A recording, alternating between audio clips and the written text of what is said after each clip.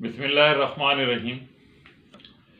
باتیں میڈیا کی کے 11ویں پروگرام کے ساتھ آپ کی خدمت میں حاضر ہیں۔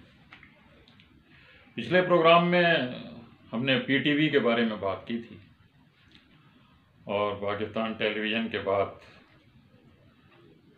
سن 1990-91 میں بلکہ 90 ہی میں حکومت نے یہ غور و خوف شروع کر دیا تھا کہ پرائیویٹ سیکٹر کو بھی شور میں ملایا جائے، اور اس کے نتیجے میں پھر ایس ٹی این اور پھر این ٹی ایم وجود میں آئے تھے جو زیادہ عرصے نہیں چل سکے۔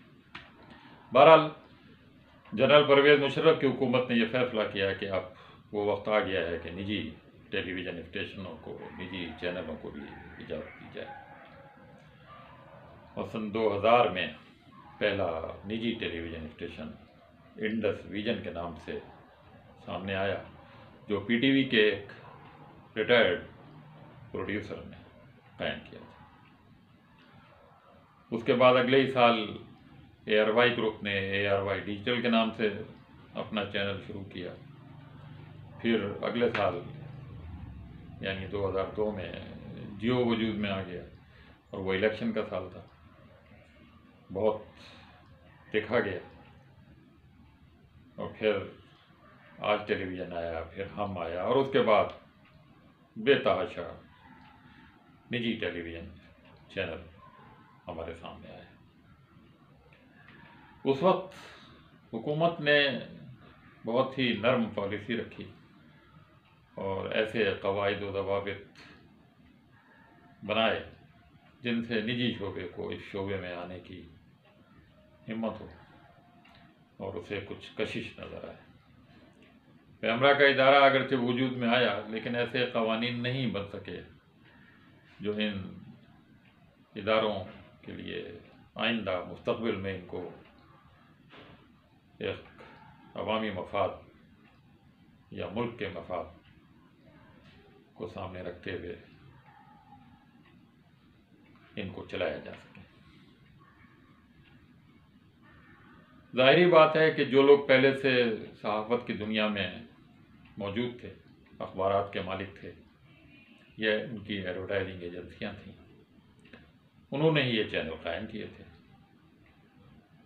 اور اس وقت ان کی تعداد بڑھ کر 90 سے زیادہ ہو گئی، اور 34 ایسے غیر ملکی چینل ہیں جن کو لینڈنگ رائٹس پاکستان میں دیے گئے ہیں۔ ان میں نیوز کے چینلز بھی ہیں جو تقریباً 38-40 ہیں، جن میں سے 25 تو صرف اردو میں ہیں، بقیہ دیگر زبانوں میں۔ اور جو بقیہ چینل ہیں وہ تفریحی پروگرام پیش کرتے ہیں، کوکنگ کے پروگرام ہیں، موسیقی کے ہیں، کھیل کود کے ہیں، اور کچھ ایسے چینل بھی ہیں جو تعلیم دینے کے لیے مخصوص ہیں، جیسے ورچوئل یونیورسٹی کے پروگرام۔ شروع میں جب یہ اسٹیشن قائم کیے گئے تو ان کے مقاصد جو کچھ بھی ہوں، لیکن اس وقت جو کچھ نظر آ رہا ہے وہ یہ ہے کہ بعض ٹیلی ویژن اسٹیشن تو معاشی طور پر مستحکم ہیں اور وہ کمائی کر رہے ہیں۔ یہ الگ بات ہے کہ وہ اپنے ملازمین کو اب کس حد تک پے کر رہے ہیں۔ شروع میں تو انہوں نے 40,000 50,000 روپے ماہانہ کمانے والے صحافیوں کو کئی لاکھ روپے دے کر اپنے ہاں مدعو کیا، لیکن اب صورتحال بہت خراب ہے۔ بہرحال کمائی بھی ایک مقصد ہو سکتا ہے، اور اس میں کوئی برائی کی بات نہیں ہے۔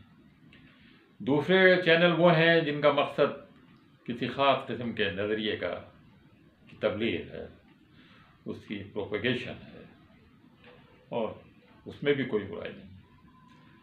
لیکن تیسرے چینل ایسے ہیں جو معاشی طور پر مستحکم نہیں ہیں، ان کی آمدنی کے بھی کوئی خاص ذرائع نہیں، مگر یہ ضرور ہے کہ ان چینلوں کے مالکان کے اثر و رسوخ کا وہ باعث ہیں، اور انہوں نے شاید اپنے اثر و رسوخ میں اضافے کے لیے ہی یہ چینل قائم کیے گئے ہیں۔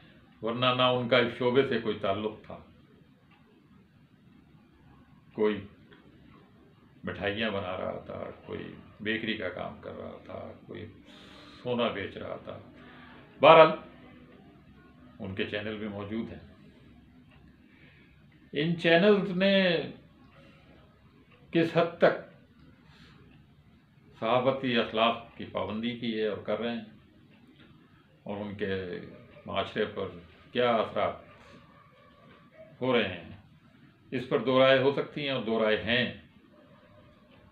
انشاءاللہ اگلے کسی پروگرام میں ان چینلوں کے اثرات پر، ان چینلز کے پروفیشنلزم پر، ان کی پیشہ ورانہ مہارت پر، ان سب امور پر بات کی جائے گی.